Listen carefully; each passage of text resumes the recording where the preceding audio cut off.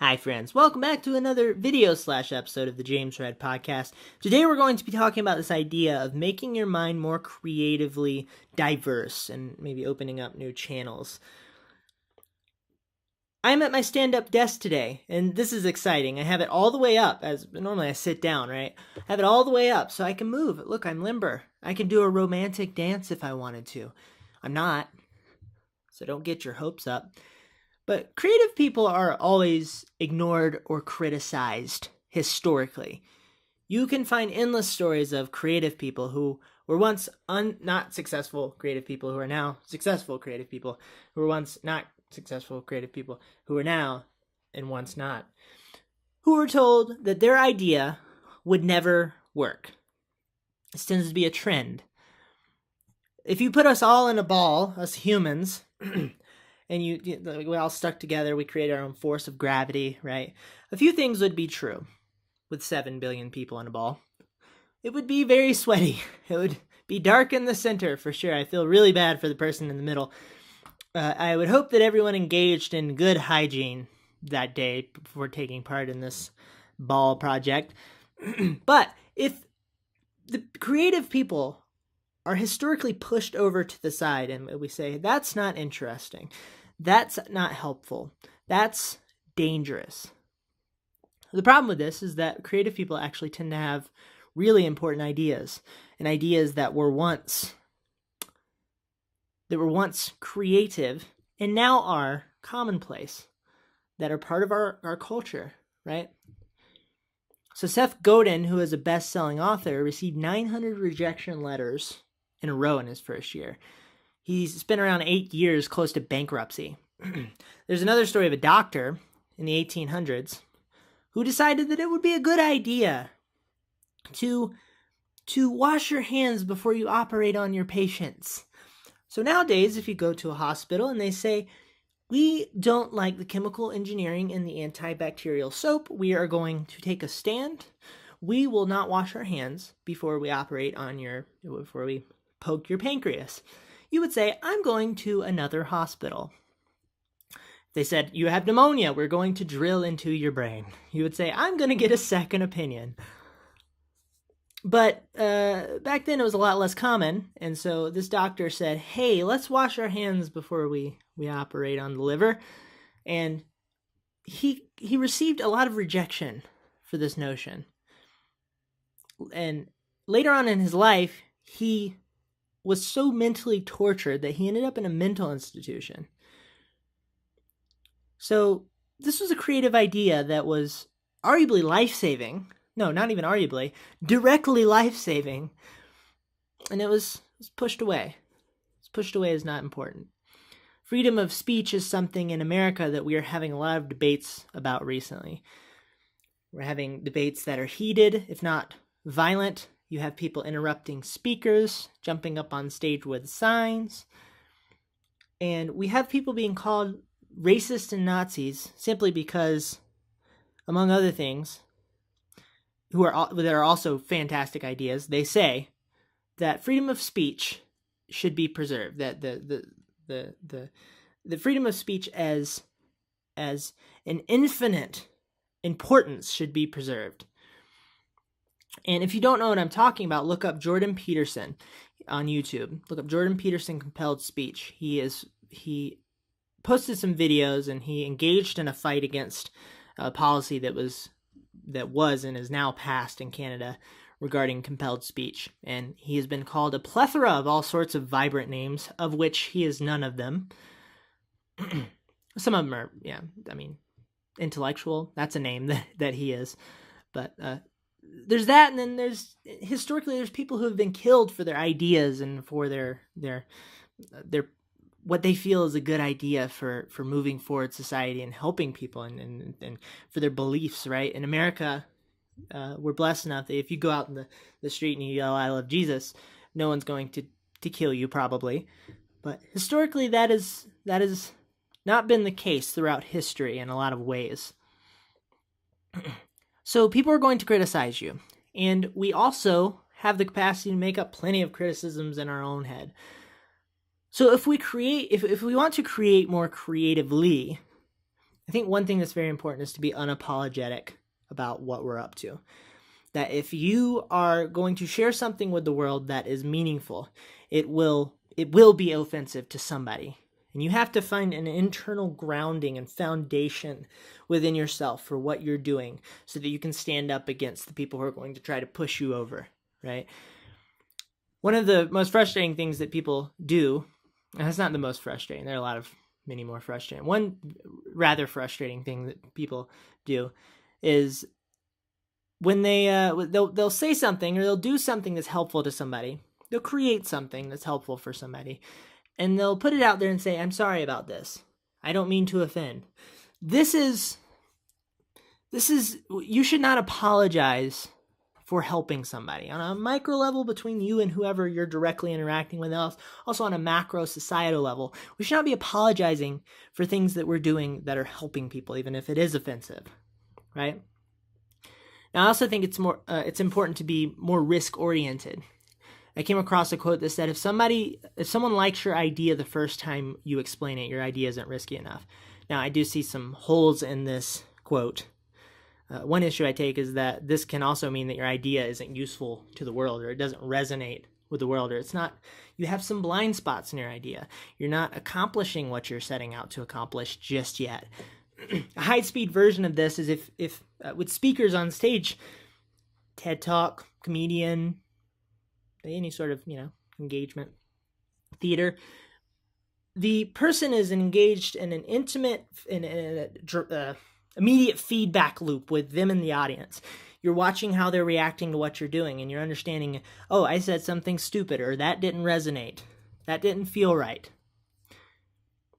And so a low-speed version of this is every day.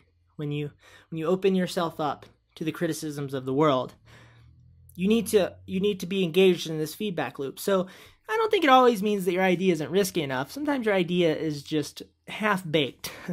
But the truth in this statement is that a lot of times it could mean that your idea is in fact not risky enough. It's not meaningful enough to the world.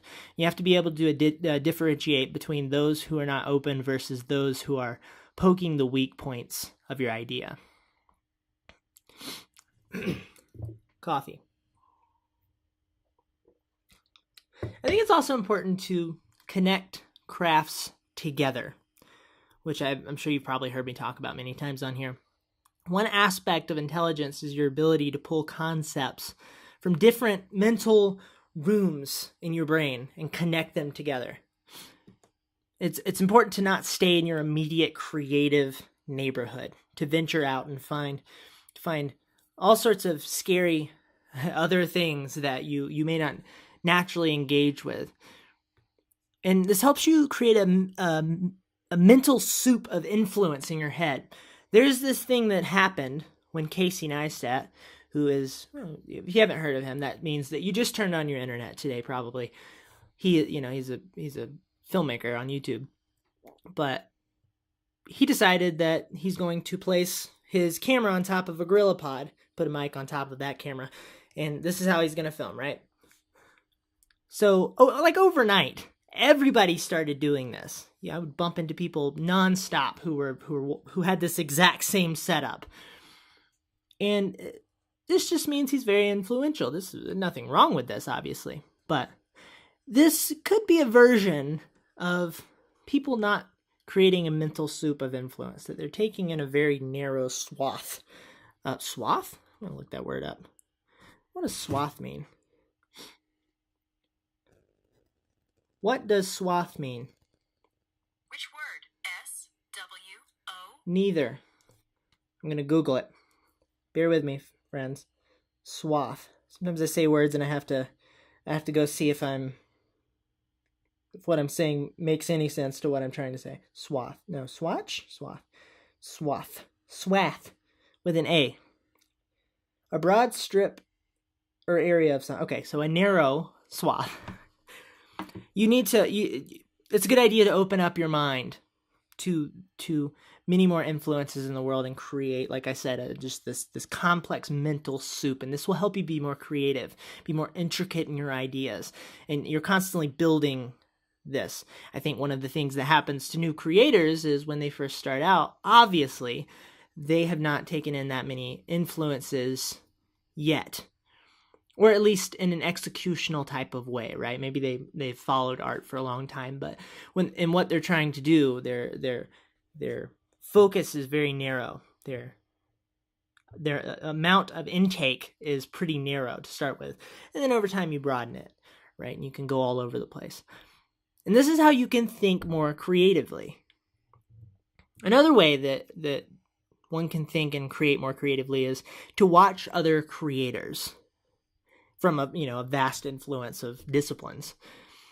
A good example of this for me is I came across, so I've been following a guy named Jacob Collier for a long time, who is a ridiculously talented musician and communicator.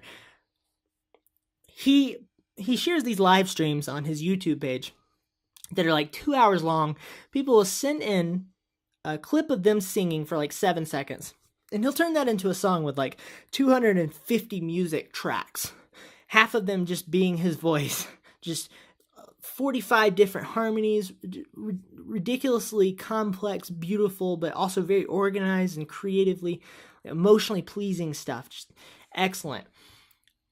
I'm incredibly inspired by watching these. One, because I am a musician. Two, although I don't practice it as actively as I used to, but I've been playing drums since I was 4 years old. I'll walk around the house and air drum. But one reason that is a bit difficult is because I live in an apartment. My neighbors would show up and stab me. But his live stream is fascinating, and one of the things that I love about his process. Well, so let me backtrack. He's the kind of person that will go up on stage alone, live, and loop a bunch of instruments. He'll go over here, play the stand-up bass, beautiful jazzy stuff. Go over here, play the drums a little bit. Go over here, sit down at the piano, just rip a hole in the universe with these beautiful, beautiful piano runs. And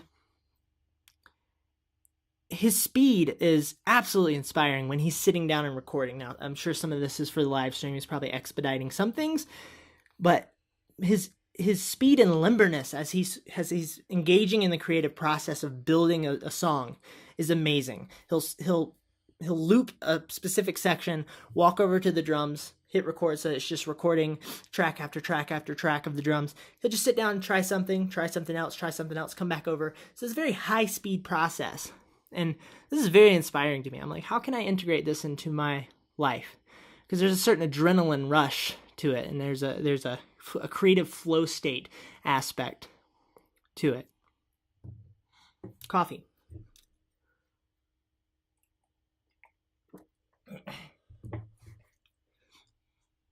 So, had a conundrum in my throat there. So this inspires new creative habits in me.